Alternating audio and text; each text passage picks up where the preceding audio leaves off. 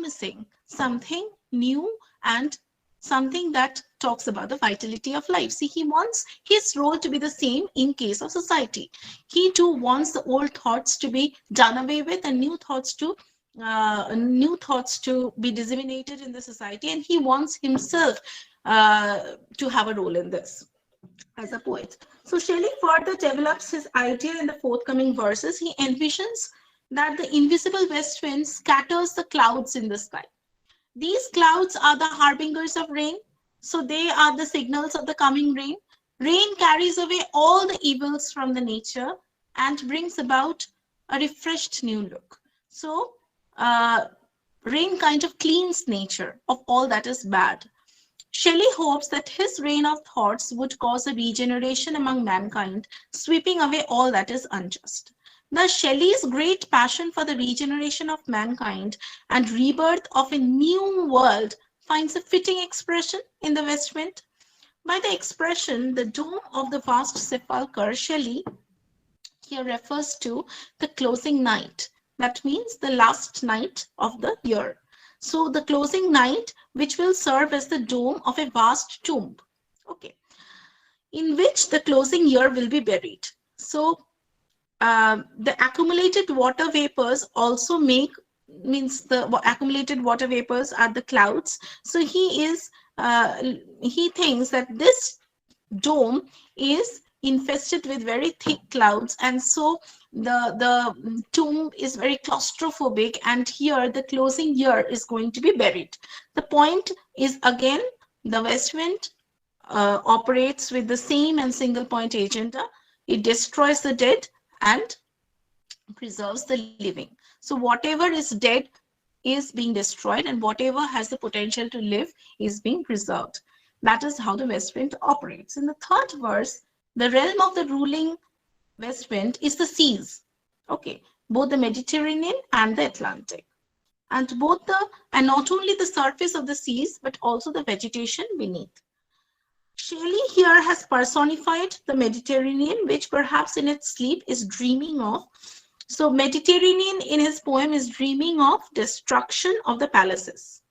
During summer, the Mediterranean and the Roman palaces and the towers which remain submerged. So Mediterranean Sea has Roman palaces and towers submerged within it. So they are all quiet. Why? Because no storms appear to ruffle the surface of the sea in that season. But the wind agitates the sea, and the palaces seem to quiver on account of the tremendous motion of the waves. So this may be easily taken for allusions to Shelley's hope for political change in Italy, for the collapse of the kings and kingdoms. So Shelley here must have tried to bring home a political philosophy. The old palaces and towers, they represent corrupt, degenerate, and old power, old order and institutions. All these should be destroyed. The poet dreams along with the sea in order to make way for new beginning. So as the scene shifts to the Atlantic, the same thing happens. And so what we repeatedly, Shelley kind of makes his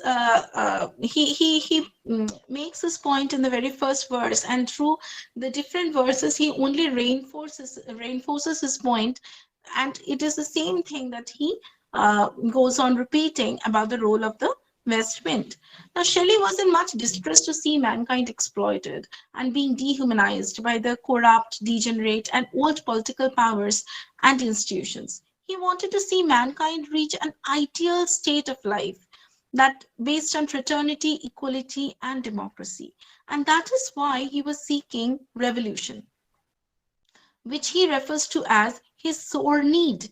He wishes that if he were a leaf rather than a human being, the West Wind or the revolutionary force could carry him like dead leaves. The West Wind is uncontrollable and possesses unlimited freedom. He is not as free as the West Wind. The poet says, "Oh, lift me as a wave, a leaf, a cloud.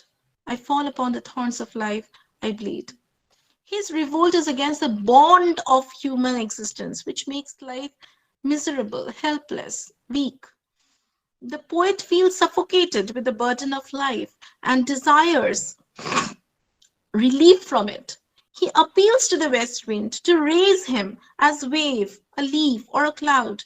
He thinks that the west wind has the power to bring a revolutionary spirit in the poet. He prays to the west wind to lift him out of this social bondage and urges it to scatter revolutionary ideas for a better social change in the world. Again, the poet worships the west wind to treat him as its lyre, just as it treats the forest. So, as the west wind flows through the forest, there is a kind of music that happens. The west wind kind of strums the leaves of the trees and brings out a very harmonious tune. Likewise, Shelley asks the wind to be his spirit, his metaphorical spirit, his poetic faculty that would make him write amazing verse, that would make him, that would play him like a music instrument, as if that would animate his poetic powers. So he wants to bring up a harmonious tune in the course of human life. The poet thinks that his life has become grey, dull, and barren. He appeals to the west wind to be his spirit and drive away all dead thoughts. He also wants to announce the invitation to build the world anew in new forms and design.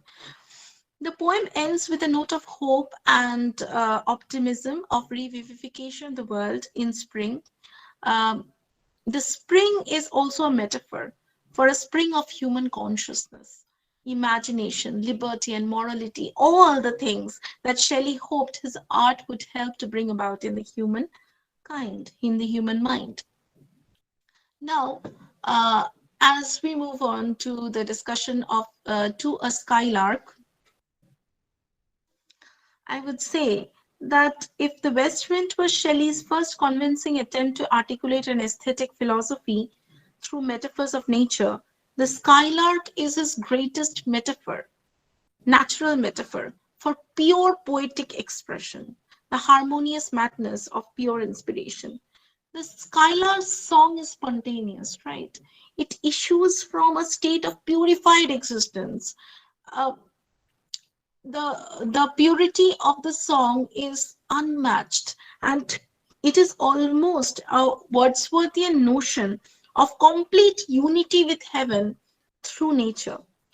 It's now what the Skylar song is motivated by a joy that is unmixed. It is pure joy. When he talks about the human joy, he says that even that I quoted earlier, that even our sincerest laughter is fraught with some pain, right? So there is this the purity, but in Skylark, he's talking about the purity of being and the unmixed joy from which its song is emanating. So the source of the Skylark song is something that is unsullied, that is pure, that is unmixed with any kind, unmixed with any hint of melancholy or of the bittersweet, as human joy most often is. The skylark's unimpeded joy rains down upon the world, surpassing every other beauty. Uh, this inspires metaphor and makes a speaker believe that the bird is not a mortal bird at all. It is a spirit, a sprite, a poet hidden in the light of thought. In that sense, the skylark is almost an exact twin of the bird in Keats's Ode to a Nightingale. Both represent pure expression through their songs, and like the skylark, the nightingale was not born for death. So the eternal aspect that is ascribed to the skylark is also ascribed to the nightingale. But while the nightingale is a bird of darkness, invisible in the shadowy forest glades, the skylark is a bird of daylight, invisible in the deep, bright blue of the sky. The nightingale inspires kids to feel a drowsy numbness of happiness that is also like pain. And that makes it think of death. Okay. The skylark inspires Shelley to feel a frantic, rapturous joy that has no part of pain. So this is a major distinction, right? So on the one hand, the nightingale is inspired. Nightingale's song is inspiring a kind of drowsy numbness in Keats, a joy that is almost like pain and that is almost indistinguishable, and that makes him think of death. And the Skylark song is making Shelley go through a rapturous joy that is totally unmixed. So Shelley also feels this frantic, rapturous joy. So to Keats, human joy and sadness are inextricably linked, as he explains at length in the final verses of the Autumn Melancholy. But the skylark sings free of all human error and complexity. And so, by listening to his song, the poet also feels something that is free of all these things, all the malices, all kinds of bitterness, that he doesn't feel any of it. He feels only joy. Structurally and linguistically also, this poem is almost unique among Shelley's works. Its strange form of stanza. It has four compact lines and one very long line. It has a lilting song-like diction, profuse strains of unpremeditated art. So all this work to create the effect of spontaneous poetic expression. The Shylark has a spontaneous poetic expression, and in trying to record how the skylark sings and what it brings to the poet, how it makes the poet feel, he also chooses a verse form that kind of replicates this sort of an ease of movement, this sort of a gushing movement that feels like something is spontaneously happening. The poem is spontaneously happening. It's not premeditated, it is unpremeditated. Okay, so so it also has this the structure is something that gives out this expression of flowing musically and naturally from the poet's mind.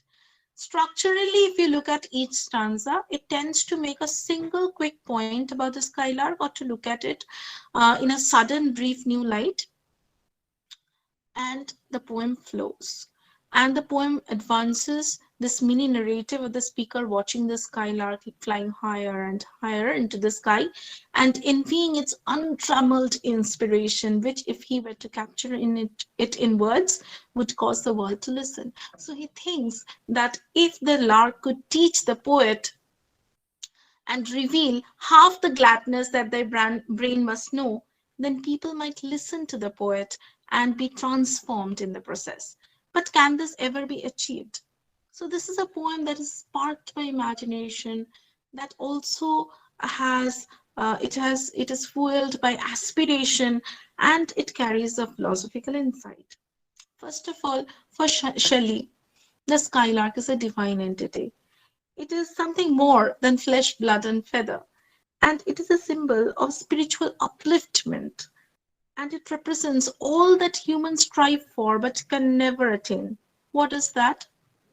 Freedom from the stress and pain of mortal life. So everyone aspires to be free from the stress and pain and the drudgery of mortal life, but we can only strive for that. We can never attain that because we are mortal beings. And Skylark, being the divine entity that it is free from all that is mortal, all that describes the mortal, all that drudgery that pulls the mortal being down. It only soars higher and higher. It is forever away from everything that a limited mortal world calls for. So throughout the 21 stanzas, the poet explores this realm of spirituality, and he compares the bird to many things: a cloud of fire, a star of heaven, a rose, and so on. So the idea that the bird and its song transcend the limits of earthly existence, and that the bird has an inner knowledge potentially available to humanity, is fundamental to the poem, and it also creates a subtle tension. So why this tension? The bird is a divine entity, but it has a knowledge that humans, if they try enough, can attain. But the tension arises from the fact that we as humans, and even he as poet, we do not know how to have access to that knowledge that this divine skylark has. Okay, so to a skylark therefore explores this tension that exists between the perfected, unpremeditated art and the attempts of the poet to understand and capture. So on the one hand, there is this poetry that is perfect. Why? Because that is spontaneous, that is organic, that is flowing. Nobody is calculating. Okay, there is no calculations and planning and plotting before writing this poetry. This is just happening. The skylark is just singing. This is just happening. So this is just an entire poetic expression. That is why it is divine, because it is emanating and untrammeled. There is no break in this creation, and this creation is happening spontaneously, as if flowing on and on, and there is no calculation behind it, there is no programming behind it. So on the one hand is this organic art, the highest form of art, that is the Skylar's song. And on the other hand is the human poet who tries to make sense of how this art is and tries to comprehend this art form and tries to capture it in his own words. So on the one hand is the unconscious effort, unconscious act of singing, of spontaneous poetic activity. And on the other hand is this conscious effort on the part of the poet to capture and replicate, reproduce this this poetry, this in his poetry. So it therefore fits in neatly with Shelley's own view of what a poet is and what poetry can do to transform and uplift. So in Shelley, we find that in Ecstasy, he takes on a hectic falsetto tone. The voice breaks at the highest points. He swoons. I faint, I fall upon the thorns of life, I bleed. So to conclude, I would like to say that through the course of his poetry, Shelley would like us to transcend the boundaries of individuality, to be absorbed into some nirvana. Okay, so this craving for unity with the oblivion, this craving for unity, this also explains one pervading characteristic of his style, and that is synesthesia and the fusing of the spheres of the different senses. And that we see in Shelley is paralleled in his rapid transitions and fusions of the emotions, from pleasure to pain, from sorrow to joy. Thank you. So with this, I come to the end of my lecture. If anyone wants to ask me anything. Thank you so much, Suchismita, for this brilliant talk. It was quite amazing to hear, all these different facets of Shelley's idea, and how these entire ideas were getting unified into a complete whole. So I found this lecture quite, interesting, or rather, I'd rather use the word mesmerizing in a way. Yeah, the Thank floor you. is open for questions. Students can put forward their questions in the chat box, or you can unmute and just ask ma'am the questions that you want to seek an answer for. Uh, Thank you, ma'am, for this lecture. Um, Ma'am, as we know that Shelley was an atheist, and he even said that religion is only a passion of the mind, and there's no God. But other romantics, like they considered nature as their God, and there's some kind of pantheistic approach they said towards nature. So, can we differ Shelley from the other romantics in this context that he didn't even consider nature as his God?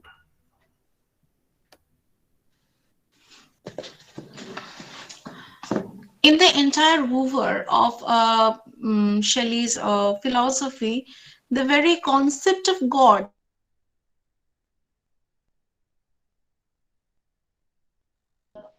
frame altogether. He believes in divinity, but he does not believe in the concept of God and in one force. Okay, and yes, he was not pantheist because Pantheism is a belief that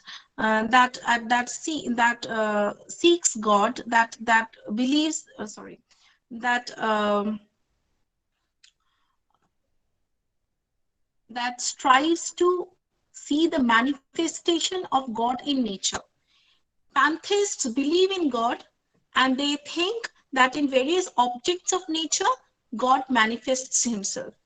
So in order to be pantheist also, you have to have certain belief in a divine system, in a structured system of belief. Okay, so you may not believe in Christ, but even then you have an idea of a God who manifests himself in the various objects of nature, and that is what pantheism is about. But here, uh, Shelley is an atheist who had no concept of God in his philosophy at all.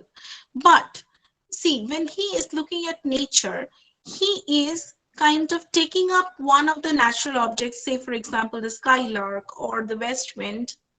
Even in clouds, he's talking about clouds. So he's taking up one of the natural object and he is kind of infusing it with a mythical power. So if he believed that it is only a manifestation of God, he wouldn't have had the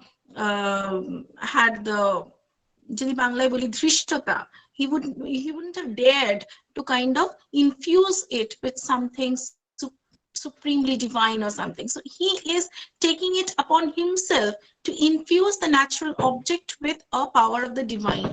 He does not believe that it is altogether, it is there. Okay, so it's a very overlapping thing that I try to point out. I do, it's, these are very close things, so you cannot uh, Anjan, you cannot like pinpointedly like segregate these things. But yes, for the pantheists, God is there and they see God in different objects.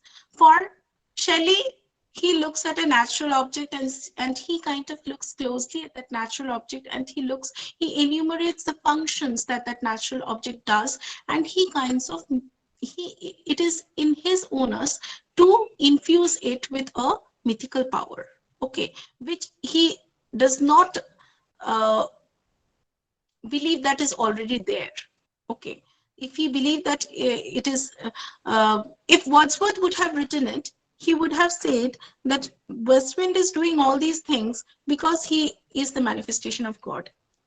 But no, that is not how Shelley is looking at it. Did I make it clear? Yes, ma'am. Thank you, ma'am. I get your point. I have one more question, ma'am. May I please? Yes. Ma'am, as you said that into a Skylark we find a Wordsworth their notion. So is he following Wordsworth in his other poems too, or there's a difference? Like there's a huge difference between the treatment of nature of Wordsworth and Shelley's treatment of nature. No, there is no huge difference because there is a reason why we club them together under one label, right? Of the romantic poets. So they, if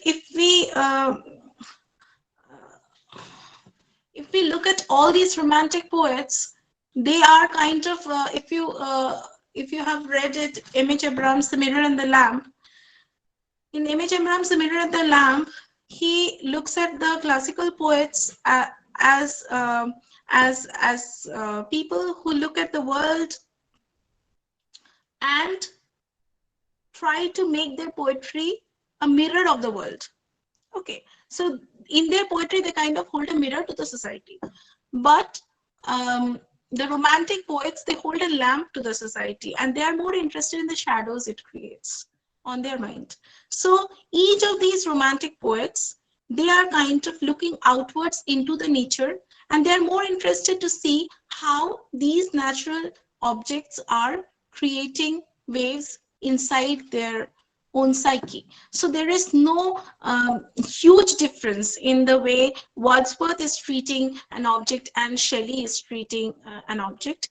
They are very close, they are very similar, and the one common aspect is looking outwards and trying to find an expression of the inner turmoils in the outer. Both things are happening. Suppose Shelley is troubled with his own thoughts, he is looking outward, he is looking at an object of nature and he is trying to find an a metaphor for his own inner turmoils in that object of nature. On the other hand, he is also looking at this object of nature, and he's looking back at his own self and trying to see how that very object of nature is creating shadows in his mind. So this work both ways, and this works for every romantic poet. And this is one common aspect that we can discern in each of them, except for the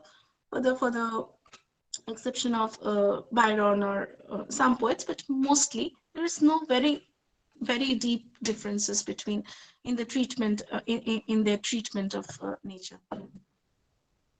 Thank you very much, ma'am. Ma'am, uh, thank you for the lecture, because you have started with saying that I have been reading your evening, but I would rather say you enriched us. But I have two questions. First of all, you have said that Shelley believed in Platonic philosophy, good and bad. So, is there any kind of Blake Yes, possibility? Because yes, yes. there's in Uh, even in the Book of Tale or Marriage of Heaven and Hell, there is a possibility of death and returning back from experience and innocence. So, is it connected? yes. Shelley is almost Blakean in a lot of his poems. He is, and you would find interesting comparisons in Shelley's dealing of Shelley and Blake. They are very similar. He's almost like Blake, and even in Defense of Poesy and Marriage of Heaven, Hell and Heaven, there are interesting similarities in in their poetics. Yes. And ma'am, one more question. In West Wind, he used the term destroyer and preserver. Is there any connection with the Hindu myth where we refer Shiva with as destroyer? He destroys for the good, and Vishnu or Narayan preserve the world, and it creates something good. So, is there any relation? Though he is atheist. He is an atheist, but I personally do not know whether he was acquainted. But they used to like romantic revolution when that was taking place.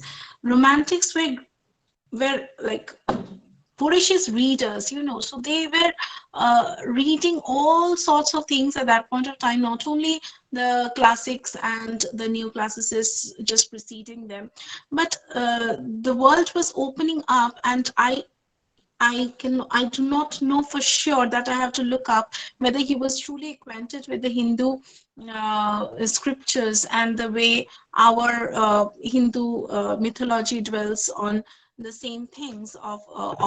But then you see, if you look at myth or myth building, then you would see interesting examples throughout, because Shelley is also, even in the Ode to the West Wind, he is also looking at vegetative myth, where the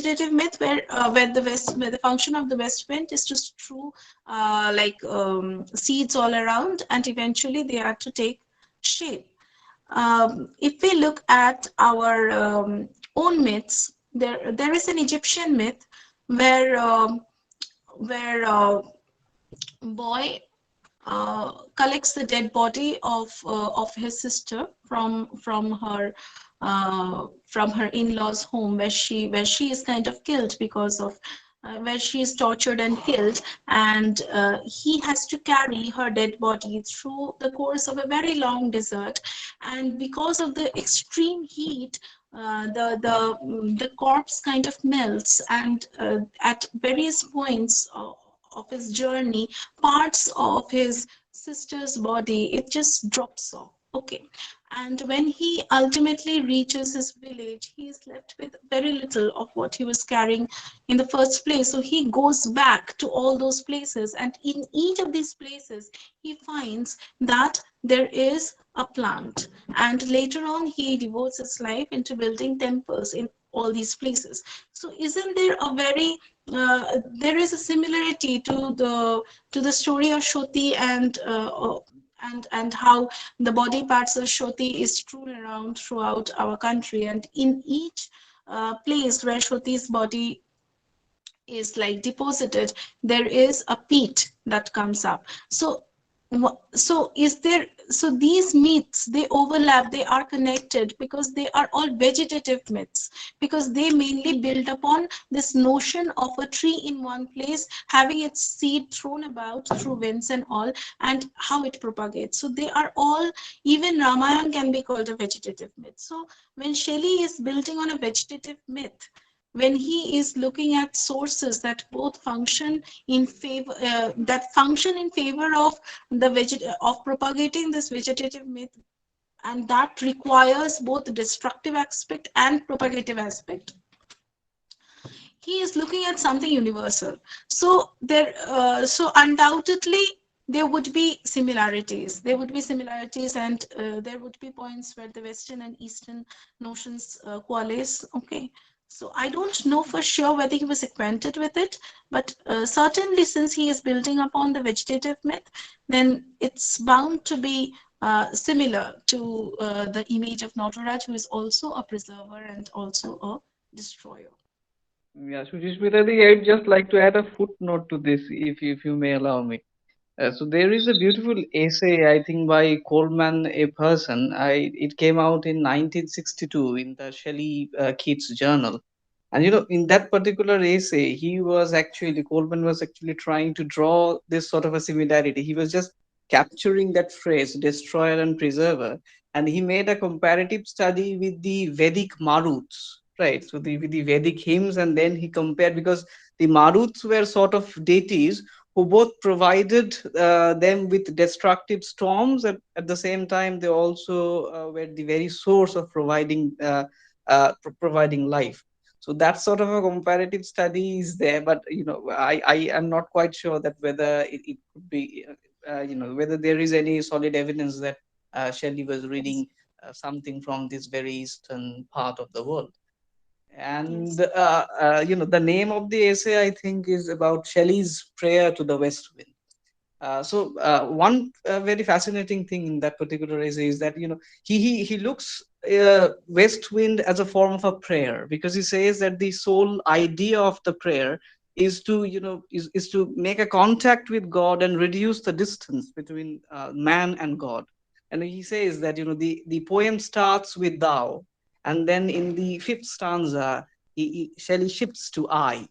So in a way, that idea of destroyer and preserver being zoomed into, telescoped into the very poet who is making this prayer and trying to reduce the distance between God, the wind as God, or rather as some sort of a, if not pantheistic, obviously some sort of a supernatural being who could, in a way, both who could destroy and preserve. So I think that would be quite relevant if we bring in that particular essay in context. This was a very interesting question. This was an interesting comparison. But the question that I need to look up and is whether he was acquainted with it or not. Whether, but that is a very, that is of minor importance. But the essay that you pointed out, that is also very interesting. I didn't quite know about it, that such a study has been made. Uh, I would certainly look that up too. I didn't know about it. Thank you.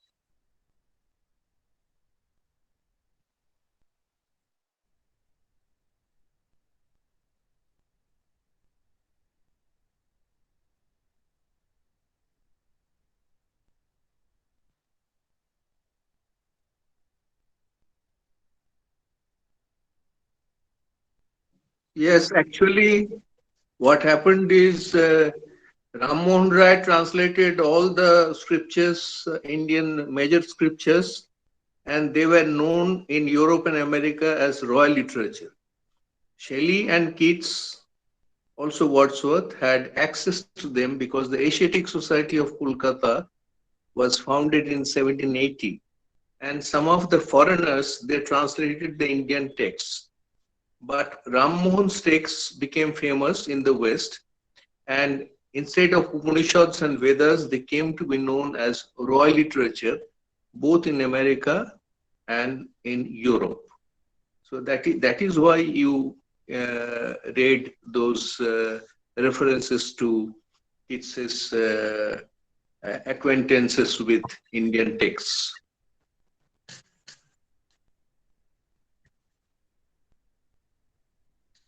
Thank you so much. I get to know so much. Thank you so much, sir and ma'am.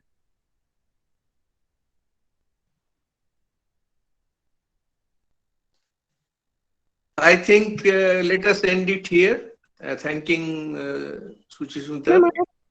ma'am, I have a Yeah. question. Yes, yes, the question. Ma'am, what is idealistic philosophy by Shelley? Idealistic philosophy by Shelley. Shelley was looking for some. Shelley had this idea of something which is ideal, something that is perfect, and perfection of that kind is hardly attainable. So he was always frustrated with society because the kind of perfection he wanted in terms of beauty, in terms of wit, in terms of intellectualism, in terms of everything, in terms of imagination, in terms of poetic activity, in terms of revolution even, that kind of perfection is hardly attainable in a society full of strife and something. So he was not a very realist in those terms. He was an idealist. He always strived for an ideal image of things, not the real image of things. And to come to terms with reality was something very painful for him. So that is what you were trying to point out. I hope. Sir, Ma'am, before we close the session, I'd just like to ask one more question for primarily it could help our students because they often ask this question that if Shelley is all talking about the skylark and so much of ideal music or love or harmony, whatever you call it, then is he not an escapist? So, what would be your take on it, Sujit? That how could we defend Shelley, or rather, we should say he is an escapist? Um, this is kind of an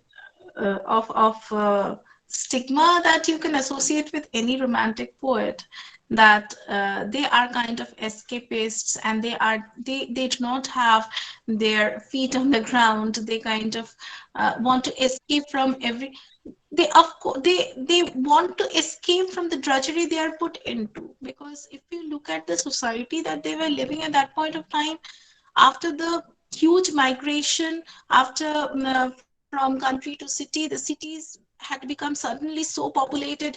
It was an unplanned city. If we look at London, it is suddenly the beautiful city of Wordsworth's Upon Westminster Bridge. It no longer exists by the towards the end of the century. It is drawn Only, away. I think only Wordsworth was not an escapist in that sense, Yeah, he because also built London 1802. I can refer to two of his poems. One written to about his wife, addressed to Hmm. his wife.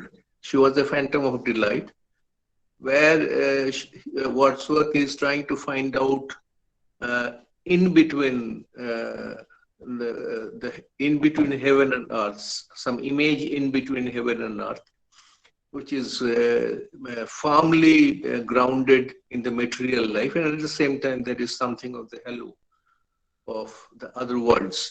And we have seen also in To the Skylark by Wordsworth, the smaller poem, but philosophically, although poetically, Shelley's poem is far better than Wordsworth's in terms of imagery, in terms of lyricism. Shelley is a far greater poet. But Yes. in terms of philosophy, if you go and study the philosophy of Wordsworth, then To the Skylark is philosophically a more realistic poem, because he is in between earth and heaven in both the love poem and also in the poem on Skylark. That is the only difference, and he is perhaps the only poet in the Romantic era who was not an escapist, and also Blake, because Blake was not at all an escapist.